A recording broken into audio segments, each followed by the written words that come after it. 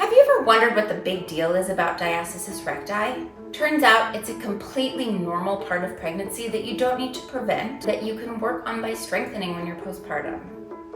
A diastasis recti is a separation at your linea alba of the longitudinal abdominal muscles. So it stretches out right here to allow room for your baby as it grows, and that's a completely normal part of pregnancy. Hi, I'm Dr. Emily Bliss, physical therapist, running coach, and mom of 3. Today, I'm going to show you how you can check your own diastasis recti, and we'll talk a little bit about what it means. You're going to lie on your back. Pull your pants down just so that they're at just below your belly button, and you're going to feel for a gap along what we call your linea alba, which is just a fancy Latin name for the soft tissue that holds your 6-pack muscles together. Okay, so you're not going to feel much here. You're going to do a little sit-up, lift your head and shoulders off the ground, and you can start at your belly button and see if you push down, see if you can feel almost like a canyon of sorts that goes from your lower abdominals up to your ribcage. You're going to feel with your fingertips the gap down the midline of your belly.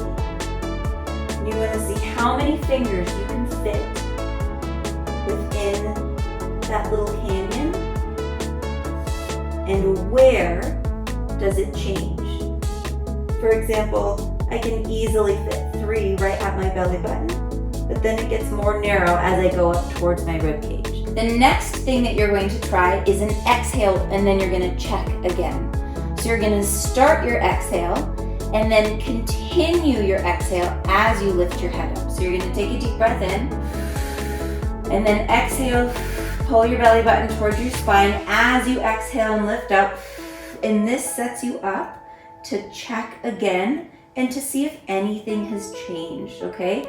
Are you doming up? Did the canyon close a little bit further? But most importantly, when you push down, does it feel like your fingers sink in really far? Or do you feel like a nice firm end point? Not hard, but like you have some tension underneath the tissues below where you're feeling. So if you lift up again, exhale. Try that again. Where do you feel tension under your fingers? And where does it feel super mushy? And let's talk about what that means. Basically, research does not tell us much about diastasis recti. It doesn't say you can hurt yourself if you do too much.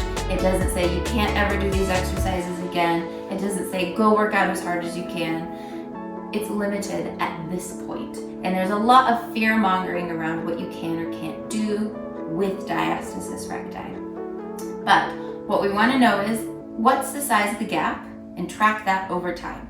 We also want to know what is the tension between the gap, because creating that tension is what creates stability for the muscles that support your spine and your pelvis that have gotten weaker during pregnancy and stretched out a little bit. So what tension can you generate? And that's probably the most important piece of things. If you can generate tension, you can start to pull that gap together. And all I mean by tension is if you put some load into the muscles and the tissues with a sit-up, with a plank, with a gentle core exercise, how much stability can you create? If you can create good stability, could we prevent postpartum back pain? Can we improve mom pooch? Does that help with your posture? What does the research say? Well, we don't really know.